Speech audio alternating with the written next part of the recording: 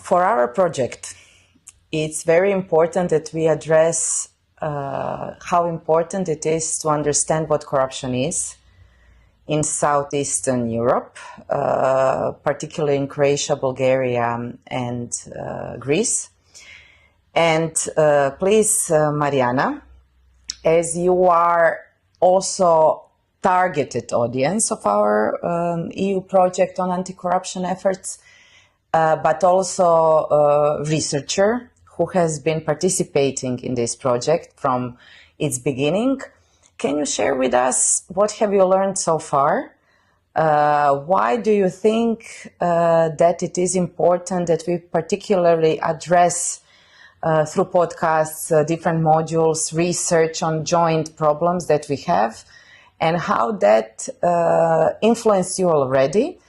And what do you think that your generation needs from us and from this project in order to strengthen you to be a better professional in the law field and responsible citizens concerning integrity in EU? Thank you. And firstly, I'm very honored to be part of this, to learn from such experts and also to collaborate with them on this very important project. I think the importance of the project lies with the fact that it's focused on education. Mm-hmm. And I really believe that education is a very powerful tool for fight many battles, including corruption. So it's very important for us, for younger generations, to understand what is corruption and in which kinds it's manifested and how widespread it is, and also to know what tools we have so we can fight it. So this project, and that we can do primarily through education, of course. So this project and that modern approach with online modules and podcasts, I think it's very, very important, because we are moving forward from that traditional model where we are just reading and just trying to memorize all the information.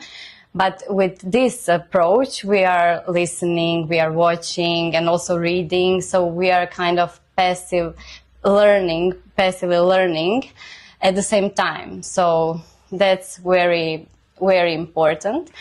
And as you said, I'm on this project as a researcher and also as a student, because I'm a doctoral student. So yeah, on the one hand, it's very good to be a researcher, to contribute to developments of units, materials, and everything.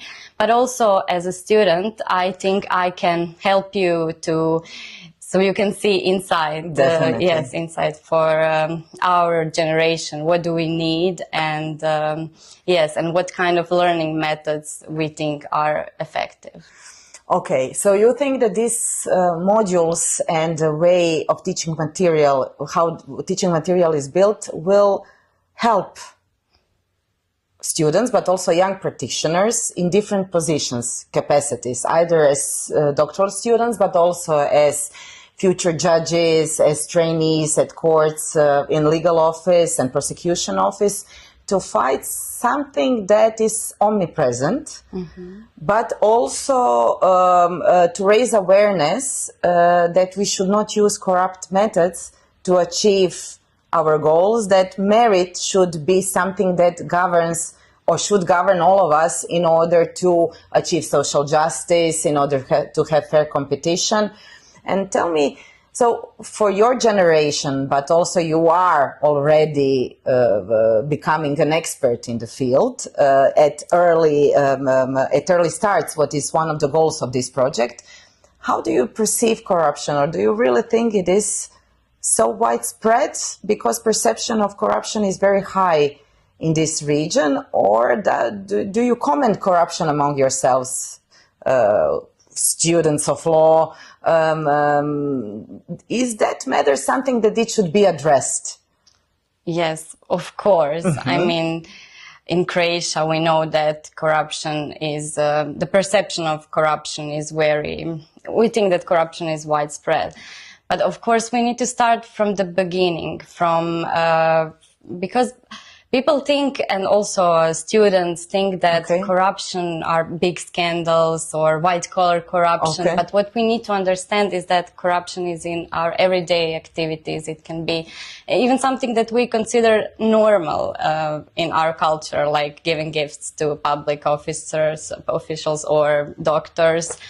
So we need to understand the beginning, the start, and then we can achieve something bigger, because yes, our generations one day will be, as you said, leading positions. We will create systems and society, and it's very important in that society, in that world, that we address that risks such as corruption, and that we reduce them to the lowest possible level. I mean, of course, corruption will always be somewhere not only in the region, yes, but it shouldn't be on mid-level, shouldn't be a low level, and then of course in a big business it should be avoided as well.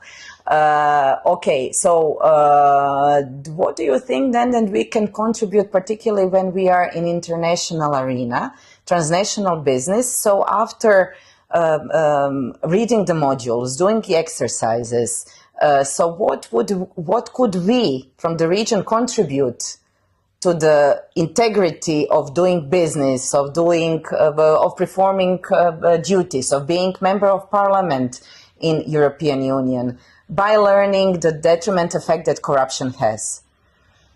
Well, I think we can show the world and other countries that even though the corruption is, there is high perception in our countries, but we can show that we are willing to fight, that we are willing to create some project like this, or something that can help younger generations to be aware of that corruption in systems, in everything. So we can show that even from our small country, we can really contribute to that fight.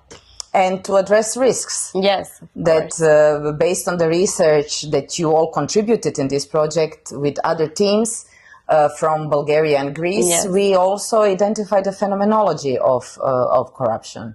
I have to mention here that during the project, we also work on the analysis of the women's role in corruption, that we already did one podcast. So can you tell me, what did you learn from that? Is the fact that you are a woman, that you are female, wanting to contribute by your knowledge and by your experiences, what do you think, is there a difference between genders in participating in corruption? Well, there is, although we showed in our research that it's not gender-based. Okay. But yes, as we know, being a woman is really hard from the history, and even nowadays it can be hard to find a place somewhere in the world of business or everything. So we really need to address that. We are not going to achieve that with corruption activities or something. Exactly, so we with really some of our court cases that we showed. Yes, so we really need to be a positive example. Be a positive example. And yes, and I think that through education, that's really a path.